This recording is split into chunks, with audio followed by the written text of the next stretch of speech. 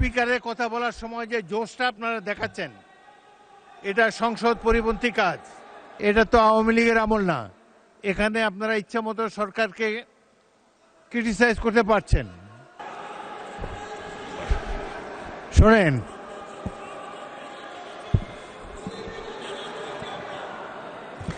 আপনারা স্বরাষ্ট্রমন্ত্রীর উত্তর শুনুন, তারপর যদি প্রয়োজন হয় আপনারা বলতে পারবেন। কিন্তু এই যে স্পিকারের কথা বলার সময় যে জোশটা আপনারা দেখাচ্ছেন, এটা সংসদ পরিপন্থী কাজ।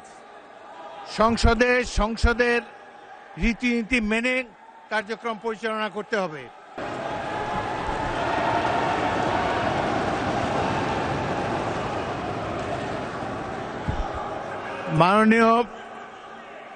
মাননীয় স্বরাষ্ট্রমন্ত্রী বক্তব্য দেবেন, তারপর আমি বিরোধী দলের নেতাকে দেব।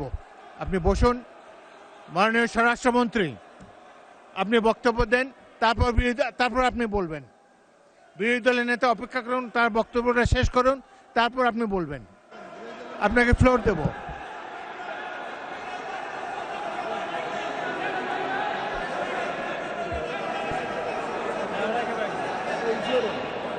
মাননীয় সদস্যবৃন্দ, প্রশ্ন উত্তরের সময় একজন মন্ত্রীকে যদি উত্তর দিতেই আপনারা না দেন, উত্তর উনি দিন, তারপরে যদি উত্তর পছন্দ না হয় আমি বিরোধী দলের নেতাকে মাইক দেব।